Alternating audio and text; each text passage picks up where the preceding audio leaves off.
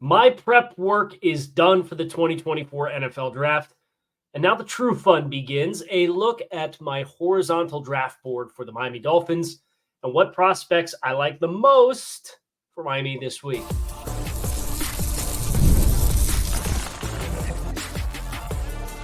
You are Locked On Dolphins, your daily Miami Dolphins podcast, part of the Locked On Podcast Network, your team every day. All right, Miami, welcome to another episode of Locked On Dolphins. It's your team every day here on the Locked On Network. I'm your host, Kyle Krabs, a lifelong Miami Dolphins fan, host of Locked On Dolphins and co-host of Locked On NFL Scouting. You can find our shows on YouTube or wherever you listen to your favorite podcast. Tip of the cap to our everydayers, because it is your team every day here on the Locked On Network. We don't just say it, we live it. Today's episode of Locked On Dolphins is brought to you by FanDuel. Make every moment more. Right now, new customers get $150 in bonus bets guaranteed. That's $150 win or lose. Visit FanDuel.com/lockedon to get started. And I love this time of year. We've said it many times. What I don't love is recording this whole show with the wrong microphone input in. So the good news is I've totally rehearsed the talking points for today's show. You're going to get the best version of me here on a Monday of the NFL Draft. And I don't have any more tape to grind. There's always tape to grind. But my prep work is done. And if you're interested in seeing some of the resources that we're going to have on the show, plus some extra commentary and content to go along with it, you can find it over at Touchdown Miami on Substack, which is where I do my long-form Miami Dolphins written content. There's a download link for the horizontal draft board.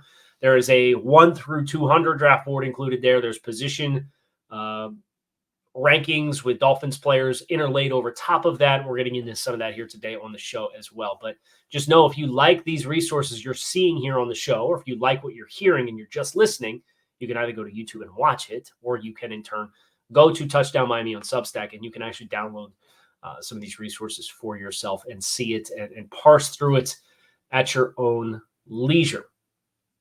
Want to cover a couple different fronts, and we've talked about the draft board and the concept of a horizontal board and how you can read it vertically for positions and how it also reads left to right to just see who the best available players are at a given point in time.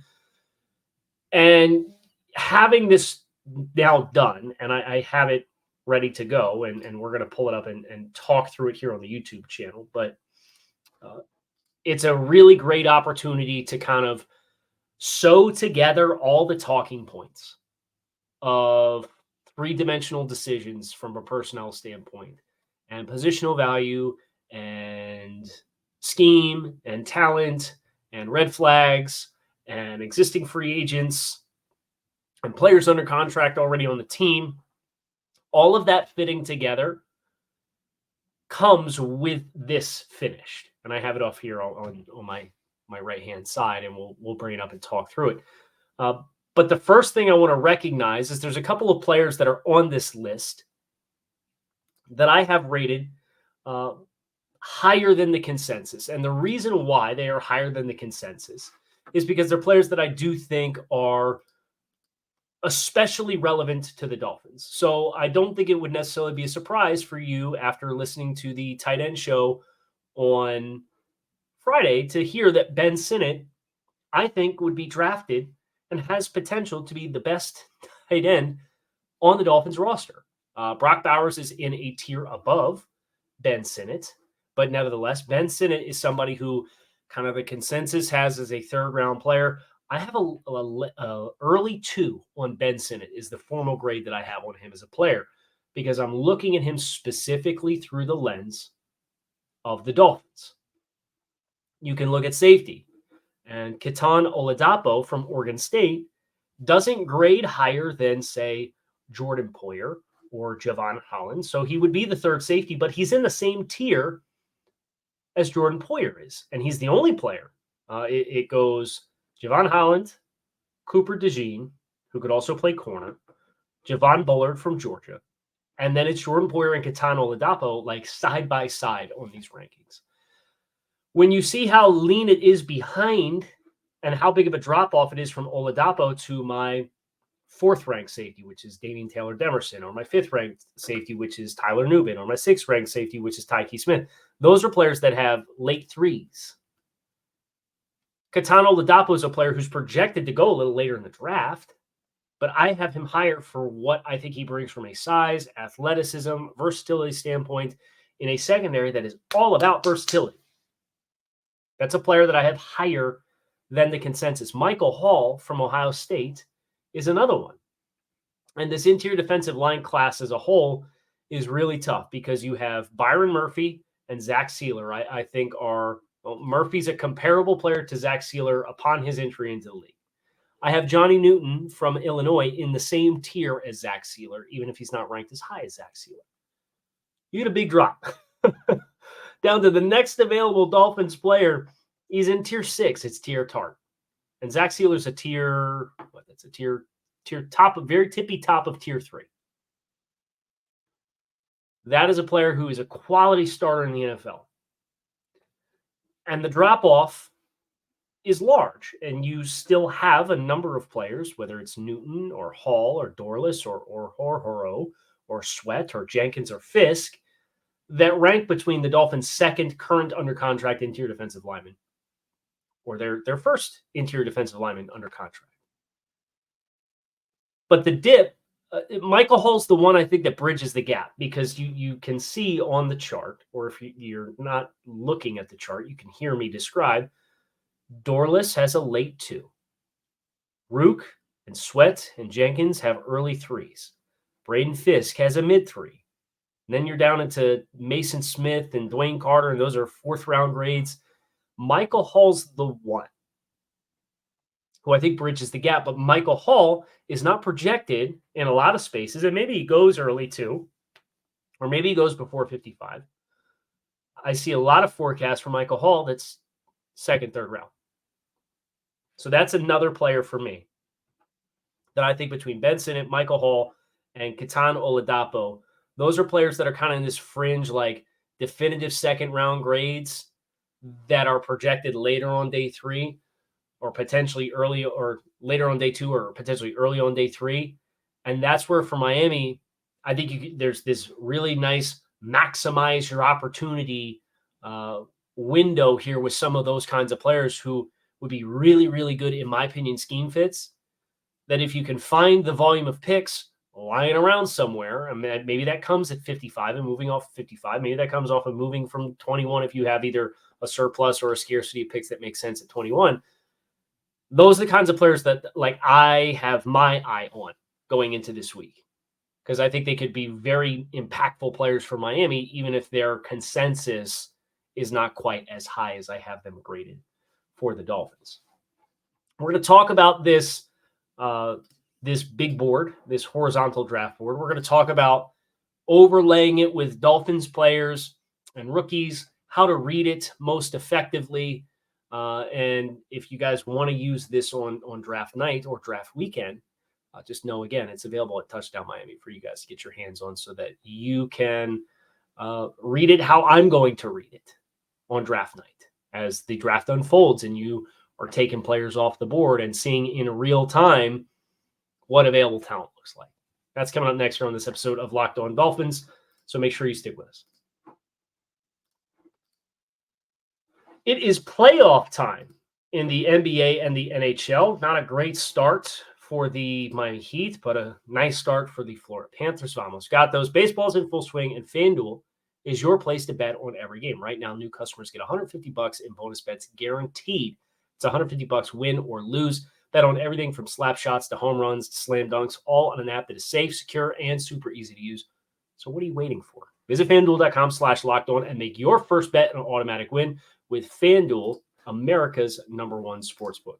Speaking of getting the competitive juices flowing, few things get the competitive juices flowing quite like Monopoly Go. I've got a competitive side, and it loves Monopoly Go. I'm sure you've heard of it. It's been downloaded over 150 million times. It's a great twist on Monopoly where you play on not one, but hundreds of Monopoly boards in crazy locations, building up amazing cities that bring you big money. But the best part is messing with your friends. Not only can you charge them rent on your iconic properties, just like classic Monopoly, but now you can also heist their vaults for riches for yourself.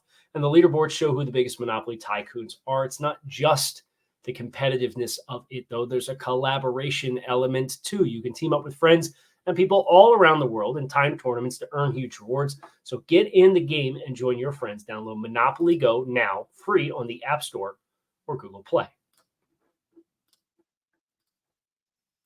So we're going to bring the draft board back up for those of you who are watching on YouTube or have it, courtesy of Touchdown Miami. If you're just listening, I'm going to speak through it.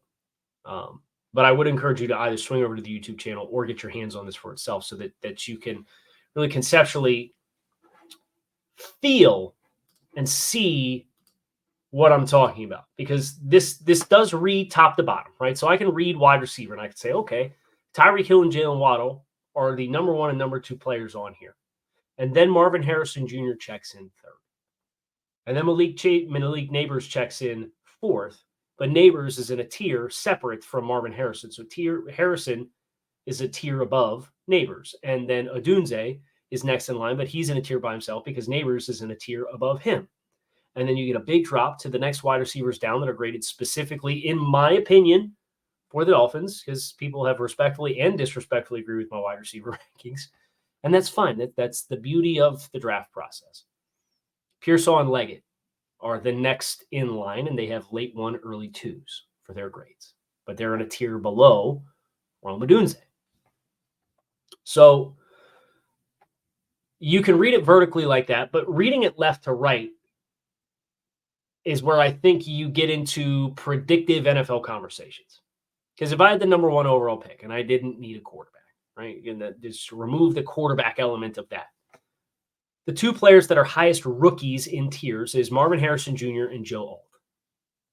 Say you had the 3rd overall pick and those 2 players were off the board.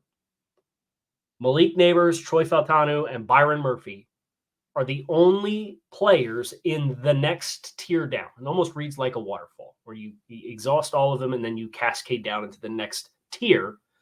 And you look at all the options. So if I were the Dolphins making a decision and I had the number 3 overall draft, and Harrison Jr. and Joe Alt, who are my 2 highest graded players, are off the board, they're in a tier by themselves. And the next tier down had Neighbors, Fautanu, and Byron Murphy on. That's, I think, where you get these NFL conversations, because they'll come on the board at this pick and they'll say, okay, well, Neighbors is in this tier, but he'd be the 3rd best player at his position. Do we want to invest this premier asset in that? Yes or no?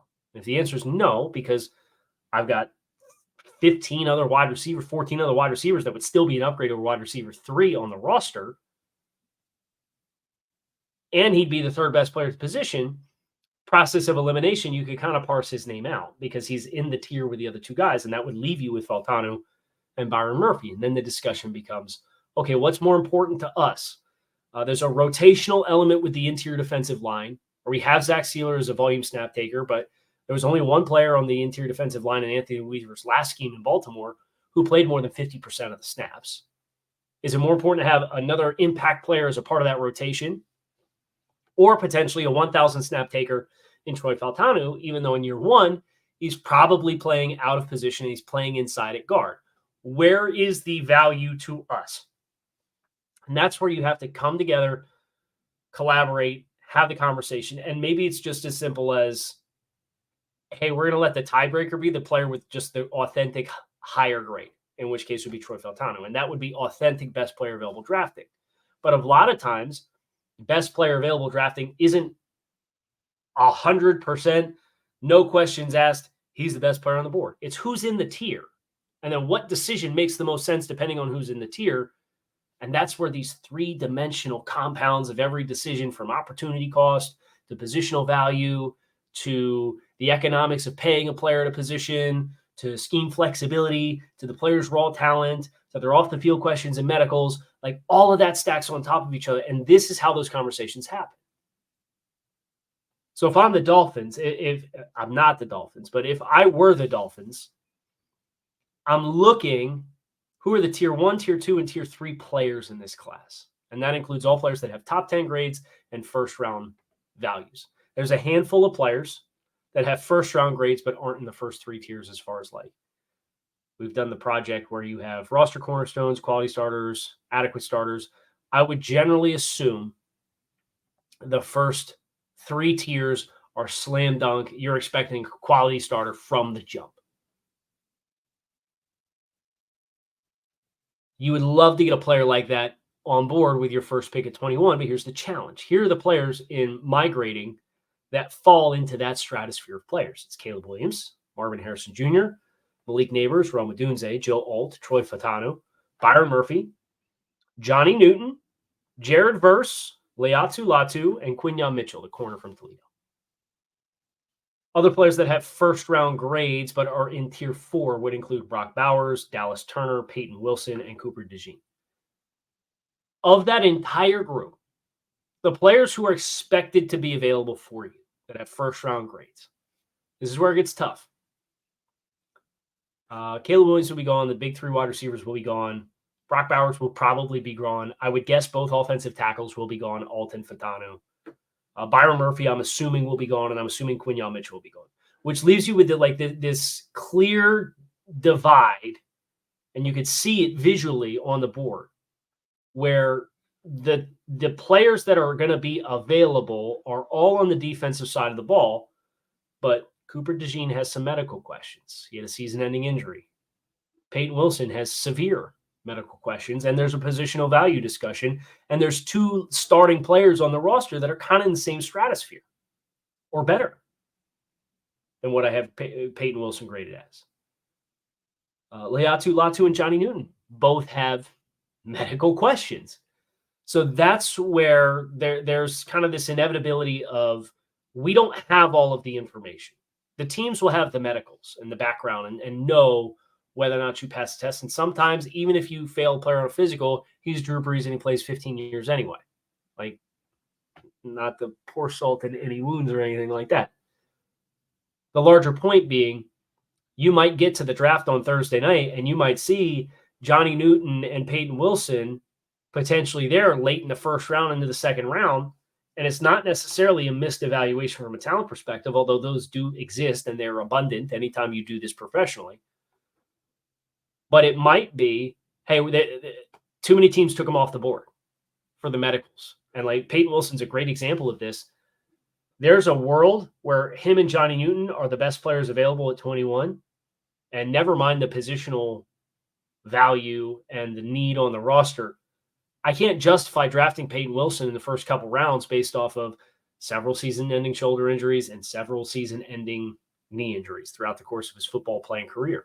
It's just too much risk. And a lot of times the pre-draft process is all about us finding the reasons to disqualify you from being in consideration for us to make you the pick. So if you have players that are left and they all have the medical tag, which these players do have an M on their name, which indicates that there's a medical question there. And you can see it for Newton, you can see it for Latu, you can see it for Wilson, you can see it for DeJean. Those are kind of the players you're expecting to be there at 21 in your stratosphere. And boy, oh boy, is that a hard place to be. If the Dolphins are risk averse with their draft strategy, you may see the team, as a result, cascade and waterfall into the next tier down, which would be the late 1s and early 2s. And that's kind of where you get into the next really good chunk for me of value for offensive linemen. And maybe the Dolphins authentically have some of these guys graded higher and they wouldn't feel compelled to trade down, right? Like that's all internal. They will have their own answers to these questions that I am presenting and talking through based on my evaluations of the players. But that's how I think it's most valuable to read this chart or to read a draft board, is to see who's the tiered talent that's available in each stratosphere of like how you grade or where you grade players, how high you can grade a player. How many players are left in that tier of best available tier whenever you come on the board. And from there, you can have conversations about positional value, needs, so on and so forth. Who makes sense? Who has too many red flags to bypass? All of that. We're going to go through a couple of players that I didn't grade as favorably. None of them will necessarily be a surprise to you, but talking about them in the midst of this draft board and the big conflict that I had in assembling it, And that's next here on this episode of Locked On Dolphins. So stick with us. Getting tickets to your favorite sporting events should not be stressful. It's supposed to be fun to go to the game. And now, thanks to Game Time, it's easier than ever. Game Time is now an authorized ticket marketplace for Major League Baseball, making it easier to get tickets faster than before. Prices on the Game Time app actually go down closer to first pitch. And with killer last-minute deals, all-in prices, views from your seat, and their lowest price guarantee, Game Time takes the guesswork out of buying tickets for Major League Baseball and all of your favorite sporting and live events. Game Time, your purchase is covered with the most flexible customer service policy in the ticketing industry, and Game Time will credit you 110% of the difference if you find cheaper tickets in the same row and section than what you buy on Game Time. Take the guesswork out of buying tickets with Game Time. Download the Game Time app, create an account, and use code LOCKEDONNFL for $20 off your first purchase. Terms to apply. Again, create an account, redeem code LOCKEDONNFL, LOCKEDONNFL for $20 off. Download the Game Time app today for last-minute tickets. The lowest prices guaranteed. So the biggest question that I had was the long-term versus short-term prognosis of players. And I know a couple people got really offended that I had Brian Thomas not wide receiver 4 in this draft class as an example of a player I had graded lower. But I think if you take Marvin Harrison Jr., Malik Neighbors, Rome Odunze, I'd take all of them comfortably over Brian Thomas, not just in the short term, but the long term as well. This is the question the Dolphins have to balance. And they've been very much one way the past few years. And I think the pendulum has to swing back the other way. And it comes down to a 1-year forecast versus a 3-year forecast. And for my grades, a lot of the players that maybe you might have been surprised to hear, Ricky Pearsall and Ladd McConkey and Xavier Worthy having a higher grade than Brian Thomas comes down to what they're going to be in 2024. Because if I put Brian Thomas's 3-year projection after I think he gets some time in a couple of years of NFL play to diversify his route portfolio and refine his game more, I would say the height, weight, speed, athleticism, vertical ball tracking, and contested catch ability does transcend Xavier Worthy and Ladd McConkey and Ricky Pearsall and Roman Wilson. But the Dolphins kind of need guys that are going to take snaps and be meaningful contributors in 2024. So that's why for me in this chart, Brian Thomas is ranked in a stratosphere, and I like Brian Thomas. I have a second-round grade on Brian Thomas. But people are assuming Brian Thomas could be top 15, top 20 pick because of the thing that he does really well that he hangs his hat on. And that's fair. But for Miami, like diversifying your portfolio, I think was the challenge that I had an issue with the 3-year window. Same can be said for Ja'Tavion Sanders, right? Ja'Tavion Sanders, the Dolphins have been linked to him a ton. He's ranked with a 3rd-round grade and a tier. He's in the same grade tier, but I think a half tier down from Jared Wiley from TCU as an example. And I think Jared Wiley is a better open space blocker than Ja'Tavion Sanders is. But Ja'Tavion Sanders is one of the youngest players in the draft class.